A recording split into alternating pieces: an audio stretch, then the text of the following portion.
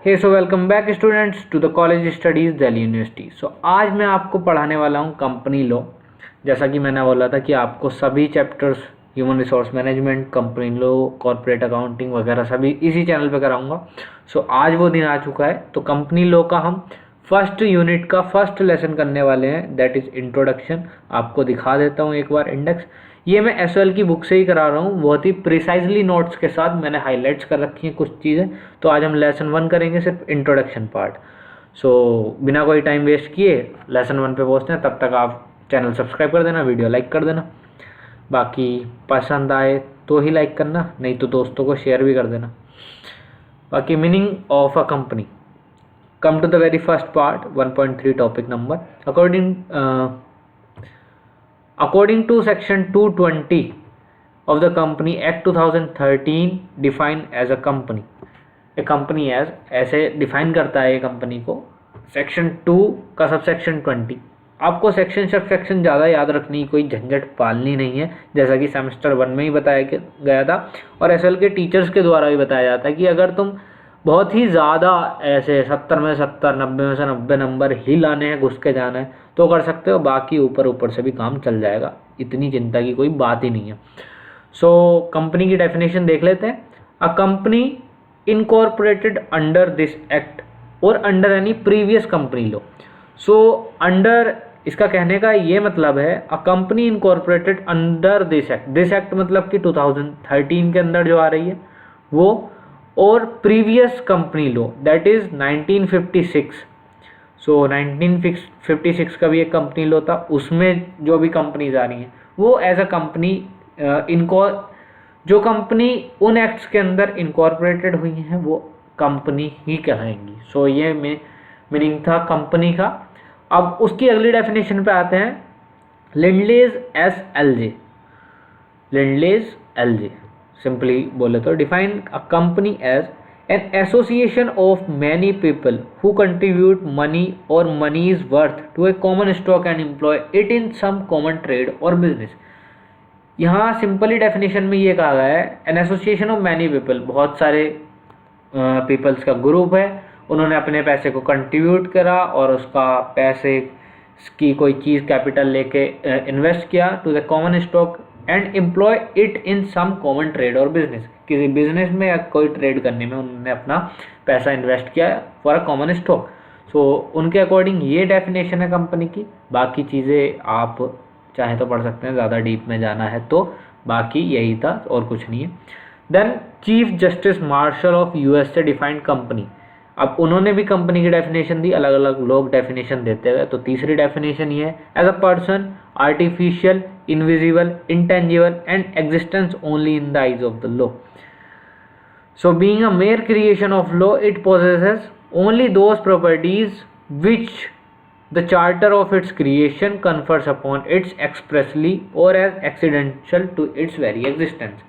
सो ऐसा कुछ chief justice martial ने कहा यूएसए के, आप एक बार देख लेना। बाकी कोई खास इंपॉर्टेंट नहीं है, देख सकते हो, ऐसा कोई चिंता वाली बात भी नहीं है। इंपॉर्टेंट ना होते हुए भी इस पर स्टार भी बन सकता है, हो भी सकता है। सो देख लेना एक बारी। Hence company is legal entity without any physical appearance. Indian companies act 2013, ये फिर से मिसप्रिंट नहीं रीप्रिंट हो चुका है। सो अभी कुछ देख लेते हैं इसकी डिटेल्स। तो इंडियन कंपनीज एक्ट 2013 क्या क्या चीज़ें कंटेन करता है। 470 सेक्शंस हैं, 7 शेड्यूल्स हैं एंड 29 चैप्टर्स हैं, जो कि आप पढ़ते हैं अपने बीकॉम में, कुछ आप 12th में पार्ट्स पढ़ के आए हैं इसका, और बाकी आप सारी चीज़ें सीए फाउंडेशन में पढ़ेंगे इसकी, CA foundation and other things also. It became applicable for the financial year 2014 and 15। ये एप्लीकेबल हो गया 2014 और 15 के लिए फाइनेंशियल ईयर। और the companies act 2013 was enacted broadly to achieve following objectives. अब कुछ ये ऑब्जेक्टिव्स हैं, ये बहुत इंपॉर्टेंट है, डायरेक्ट क्वेश्चन आ जाता है एग्जाम में। आप PYQs उठा के देख लेना, बाकी चैनल सब्सक्राइब कर लेना, अपडेट मिलते रहेंगे। तो आपको मैं PYQs वगैरह भी करा दूंगा जब एग्जाम टाइम आएगा, वो तब की बात है। अभी फ़िलहाल देख लेते हैं। सो ऑब्जेक्टिव क्या है? To gain a high standards of corporate governance, management, accountability and transparency. हमें गवर्नेंस चाहिए, कॉर्पोरेट मैनेजमेंट चाहिए, अच्छी अकाउंटेबिलिटी और ट्रांसपेरेंसी चाहिए इन द बिजनेस। ये सब अचीव करने के लिए ये कंपनीज का ऑब्जेक्टिव है कंपनी एक्ट 2013 का। Then second is to take strict steps और action towards those companies who are involve in fraudulent activities. अब उन कंपनीज के खिलाफ स्टेप्स लेने का, स्ट्रिक्ट स्टेप लेने का जो कि फ्रॉडुलेंट है, and non compliance of latest company provision, जो लेटेस्ट कंपनी प्रोविजन फॉलो नहीं करती, उन कंपनीज के अगेंस्ट में स्ट्रिक्ट स्टेप्स लेने के लिए भी ये एक्ट का ऑब्जेक्टिव है। Then the third objective is to identify new policy को आइडेंटिफाई करना, concept to project the interest of stake holders, जिसमें कि स्टेक होल्डर्स का इंटरेस्ट प्रोजेक्ट हो सके, उन कॉन्सेप्ट पे न्यू पॉलिसी बनाना और उनको पहचानना, ये इसका काम है। Then the fourth is to set up more effective institutional structure in the form of authorities, bodies, pens which verify roles of professional and other experts. Simply ये कुछ 4 ऑब्जेक्टिव्स हैं, आप ध्यान से एक बारी पढ़ लेना, रिवीजन कर लेना, बुक उठा के पढ़ोगे तो ज़्यादा अच्छा समझ में आएगा। एक बारी वीडियोस को गो थ्रू करो, 2x में देख लेना फिर एक बारी, देन आप चैप्टर को जो हाईलाइटेड पार्ट है वो पढ़ लेना, थोड़ा डिटेल में पढ़ लोगे तो कोई ज़्यादा बड़ी बात नहीं हो जाएगी, पढ़ना ही है, पढ़ लोगे तो जितना ज़्यादा पढ़ लोगे उतना अच्छा है। Some previous companies act 1913 and 1956, जैसा कि पहले बताया। 1913 में भी एक कंपनी एक्ट था, 1956 का था, लेकिन अब हम फॉलो करते हैं 2013।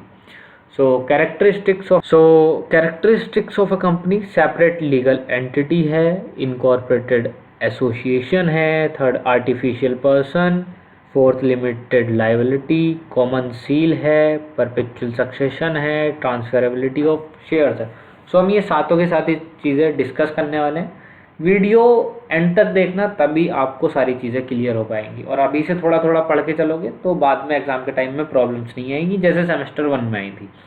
सेमेस्टर 2 में हमारे साथ जुड़े रहिए। देन अब हम बात करते हैं कंपनी के अलग अलग।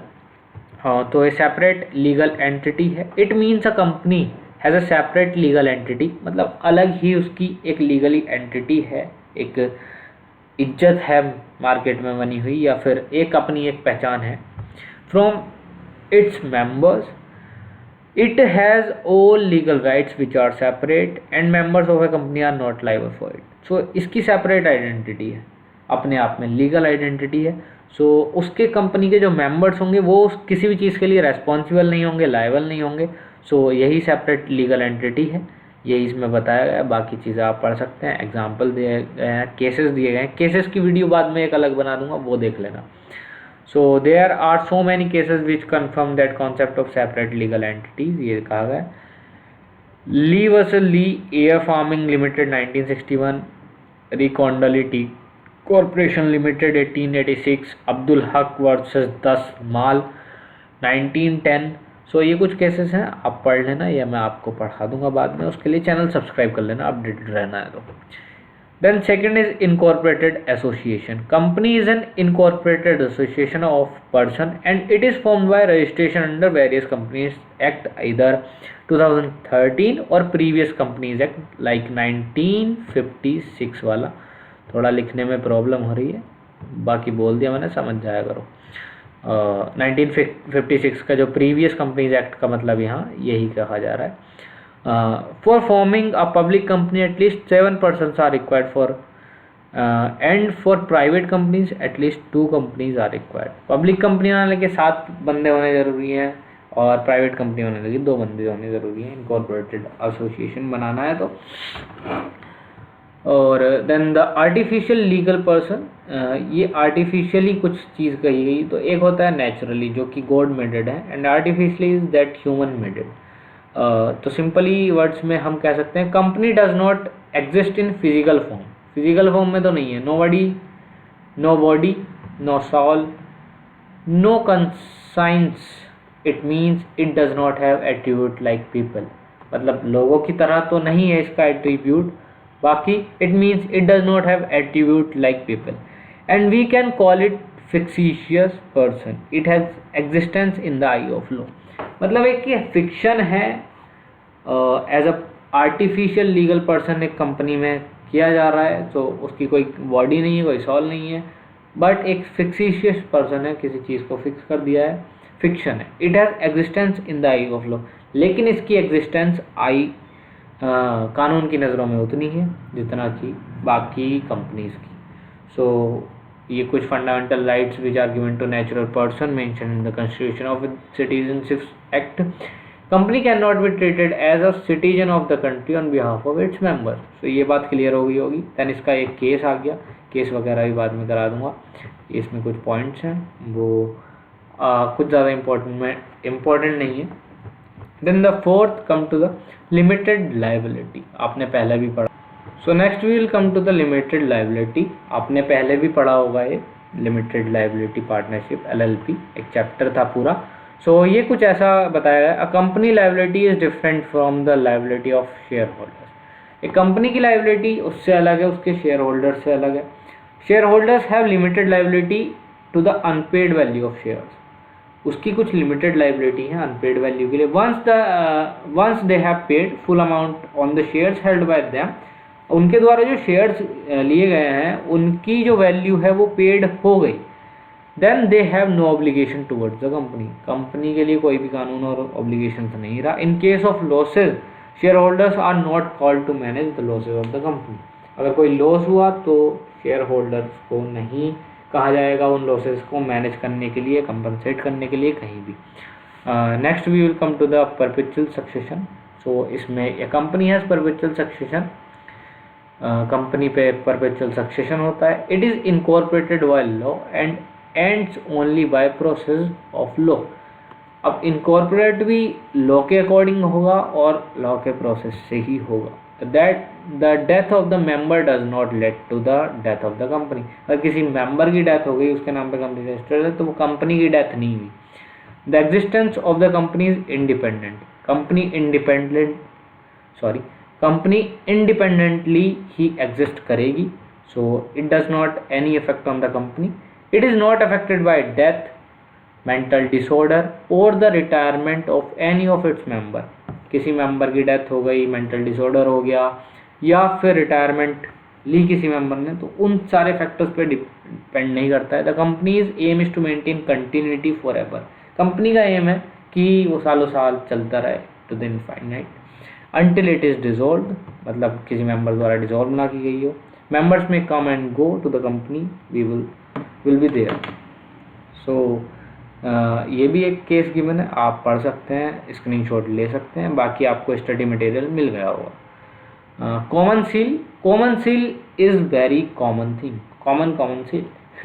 A company is an artificial person, अब ये पहले ऊपर बता दिया आपको, कंपनी एक आर्टिफिशियल पर्सन की तरह भी एक्ट करेगी। And it does not have hands like a human being, आदमी की तरह हाथ भी नहीं है। So it can not sign any document personally, तो कोई डॉक्यूमेंट तो साइन कर नहीं सकती। Every company has its common seal, अब उनकी कोई कॉमन सील होती है which work as signature just like the stamp और some other thing. Nowadays it is worked as digital signature and in many other format also. The document within a company is authorized by the common seal. So company के documents पे जो एक stamp मान लो वो एक as a common seal की तरह act करती है और it is for the copyright purpose also for the company और patents. Then the seventh is transferability of shares, share को ट्रांसफर करना. The company's capital is divided into small units called shares. The share of the company is transferable in case of public companies. It transfers freely, but in case of private companies there are some restrictions. कुछ restriction आ जाते हैं private companies के लिए, लेकिन public companies में ये transferable है into small units. Section 44 of the Companies Act 2013 it provides that the shares, debentures or other interest of the members of the company are movable property. So hence they are transferable in the manner as provided in the company's article of association. ये text question वगैरह करके देखना book में. Then lifting or piercing of corporate veil. Corporate veil के बारे में कहा गया है. अब ये बता देता separate legal entity है. And the corporate veil is a curtain between the companies and its member. अब ये पर्दे की तरह काम करता है कंपनी और उसके मेंबर्स के बीच में। सो ये differ company members and share holders, ये कुछ चीज़ें दी गई हैं, पढ़ लेना, नॉर्मल सी चीज़ है। मेन चीज़ पे आते हैं। Corporate veil is a legal concept that separate the action of an organization to the action of the company's member. Organization के एक्शन से सेपरेट करता है action of the company's member और shareholders. Some members of the company sometimes indulge in fraudulent activities and their ingenuity, dishonesty let them take advantage of corporate personality or separate legal entity of the company। वो अपनी कुछ ingenuity, dishonesty और fraudulent activities से corporate personality और separate legal identity की मदद से company earn करते हैं अपना खुद का profit. In this case there is ignorance of corporate veil, ये इग्नोर करता है कॉर्पोरेट वेल को। Then the company who are the real beneficiaries of the corporate fiction, उनसे प्रॉफिट छीन के अपने आप को कोई एम्प्लॉयज वगैरह खुद से प्रॉफिट अर्न करते हैं on the basis on the behalf of the company. The doctrine has been established, तो एक के लिए डॉक्ट्राइन साइन हुआ for business efficiency, necessity and convenience. Effect of corporate veil के इफेक्ट अब देख लेते हैं। Company itself is liable for its act, अब कंपनी खुद ही लाइबल होगी अपने एक्ट्स के लिए। And its members, directors, employees, share holders are not liable for the act of the company. Company खुद लाइबल है, उसके members, director, employees, share holders नहीं है liable. The case in which the doctrine of the lifting of the veil has been applied can be put under two categories, दो categories आ जाती हैं साथ। Judicial interpretation, then the second is statutory provision. So ये 7 parts हैं इसमें। Judicial interpretation at discretion of court. So first one is determination of character of और nature of the company, उसका नेचर प्रोवाइड जान लेना, आइडेंटिफाई करना। Benefits और protection of revenue, evasion of personal and statutory obligation और prevention of fraud, avoidance of welfare legislation, diversion of business opportunity, determining expertise of company, and the 7th is when company is sham or facade। so ये कुछ 7 points हैं, आप इन 7 points को समझ लेना, बाकी एक बार आप समझ लोगे। और ये 7 पॉइंट पता होने चाहिए कि सब हेडिंग्स क्या हैं। सब हेडिंग्स आपको याद होंगी तो आप इसके अंदर का डाटा भी लिख देंगे, मार्क्स आपको पूरे मिल जाएंगे। Then the second thing is statutory provision according to the provision of the companies act. So इसके कुछ ये पाँच नहीं ज़्यादा पॉइंट गिवन है, 12 पॉइंट्स गिवन है, आपको बता देता हूँ। Reduction of minimum number of members, आप मेंबर्स का रिडक्शन कर दो जितने कम से कम हो सके कंपनी में। Holding of subsidiary companies relationship, investigation of ownership in a company, company का ओनरशिप की इन्वेस्टिगेशन करनी है। डायरेक्टर्स विद अनलिमिटेड लायबिलिटी, ये पहचानना। Investigation in the affairs of the company. Then fraudulent conduct of the business, failure to return application money, misrepresentation in prospectus, ये ज़्यादा ध्यान से देख लेना। misdescription of name, pre-incorporation contracts, ultra virus acts and the liability under other statutes। सो ये 12 point है इसमें, ये देख लेना। बाकी फ़िलहाल हम जो उनके सब पार्ट्स थे जो शुरू के जुडिशियल इंटरप्रिटेशन के 7 पॉइंट्स थे वो डिस्कस कर लेते हैं। बाकी स्टैट्यूटरी इंटरप्रिटेशन का इतना, स्टैट्यूटरी प्रोविज़न का इतना वो नहीं है, आप ये 7 पॉइंट्स देख लेना, इनकी सिंपल से मीनिंग ध्यान कर लेना। बाकी बना के कुछ भी नहीं जो उससे रिलेटेड है वो पेल देना, एग्जाम में काम चल जाएगा। डिटर्मिनेशन ऑफ कैरेक्टर और nature of company, in case if it is defined that the company is owned by the enemies of the country, then the court lifts the corporate veil concepts and investigate those who have real control of the corporate affairs. The alien enemies are not allowed to trade। अब कोई country का दुश्मन है और वो company on करता है, then it is the court lifts the corporate veil का कॉन्सेप्ट ले आएगा court, and investigate those who have real control of the corporate affairs. अब उनके बारे में इन्वेस्टिगेट करेगा जिनके पास रियल कंट्रोल है कंपनी का। सो द एलियन एनिमीज आपने पढ़ा है फर्स्ट सेमेस्टर में, are not allowed to the trade.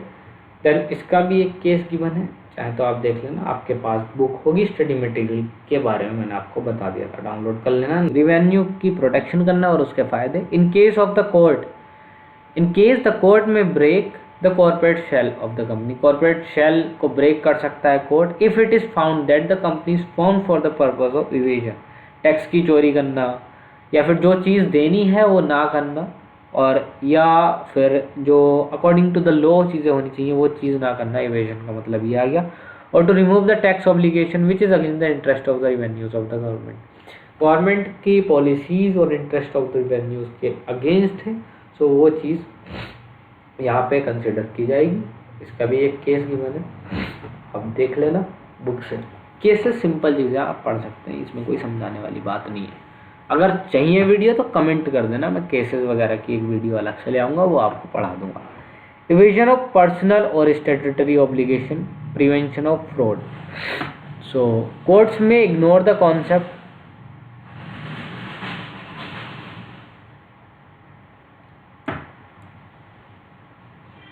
Now come to the third point, evasion of personal and statutory obligation और prevention of fraud को ख़त्म करना। So courts में ignore the concept of separate legal entity, separate legal entity को ख़त्म कर सकता है, इग्नोर कर सकता है court when it appears that there are evasion of contractual and statutory obligation। So पहले ही बताया, जो चीज़ होनी चाहिए थी अकॉर्डिंग टू द लॉ वो चीज़ें नहीं फॉलोड हो रही हैं, तो उसकी सेपरेट लीगल आइडेंटिटी को, एंटिटी को ख़त्म कर सकता है कोर्ट या इग्नोर कर सकता है। केस इसमें भी गिवन है, केस देख लेना। Fourth is avoidance of welfare legislation. Court will not permit resorting to device और incorporation of company to evade welfare legislation. It is the duty of the court in every case where ingenuity is expended। So ये court की duty बनती है जहाँ ingenuity, dishonesty बढ़ रही है, to avoid welfare legislation, to get behind the smoke screen and discover the true state of affairs। सही चीज़ों को जानना और केसेस पे काम करना, और कोर्ट की ड्यूटी है ये in the every case where ingenuity or dishonesty is expended to avoid the welfare legislation। And the case is also given here, you can read it। Then the fifth is diversion of business opportunity। When a company is diverted to the business of another company, अब मान लीजिए एक company divert हो गई business की किसी और company की ओर, then the corporate veil is lifted। corporate veil का कॉन्सेप्ट यहाँ भी शुरू हो जाएगा। Sixth is determining expertise of the company. Expertise पे ध्यान देना कंपनी की। The expertise and experience of share holders could be regarded as the expertise of. अब expertise and experience of share holders, जो शेयर होल्डर्स का experience है और उनकी जो विशेषताएं हैं, could be regarded as the expertise of the company. वही कंपनीज की विशेषताएं हैं, क्योंकि वही कंपनी को रन करना है, and they are the shareholders of the company। Case is also given here, you can read it, let me rough it, okay। Then seventh is when company is sham or faked, an argument that a corporation is sham or faked can be used to lift the corporate veil on the ground that the corporate form was incorporated or used as a mask to hide the real purpose of the company। अब कोई company का अपना real purpose छुपा रहा है, उसके ऊपर दूसरा मास्क पहना हुआ है, so on the corporate veil on the ground that the corporate was incorporated or used as a mask to hide the real purpose of the company control। So it is all given here, case is also here, you can learn it। Statutory provision ये मैंने आपको बताई दिए, 12 points हैं, आप देख लेना, बाकी अपनी बुक से भी देख लेना। समझ में ना आए तो मैं इसकी एक सेपरेट वीडियो बना दूंगा। पॉइंट्स ज़्यादा बड़े हैं, वीडियो ज़्यादा लंबी हो जाएगी, सर दर्द होने लगता है ज़्यादा देर पढ़ने से भी, तो अब चिल आउट करो और चैनल सब्सक्राइब कर देना। वीडियो अच्छी लगी हो तो, अच्छी तो नहीं लगेगी, पढ़ाई की चीज़ें अच्छी लगती कहाँ हैं बच्चों को, तो एक बारी ध्यान से पढ़ें और अच्छा स्कोर करें। Best of luck for your exams and study for semester 2। बाकी वीडियो लाइक कर देना और 5-10 दोस्तों के साथ शेयर कर देना, और आप जिस भी ग्रुप में ऐड हो उसमें भी शेयर कर देना। Thanks for watching, have a nice day. बाकी इसके लेसन 2 के साथ मिलूंगा, कोई क्वेरी हो तो कमेंट सेक्शन में लिख देना, वहाँ पे सॉल्व कर दी जाएगी या सेपरेट वीडियो बना के ले आऊँगा। Okay bye.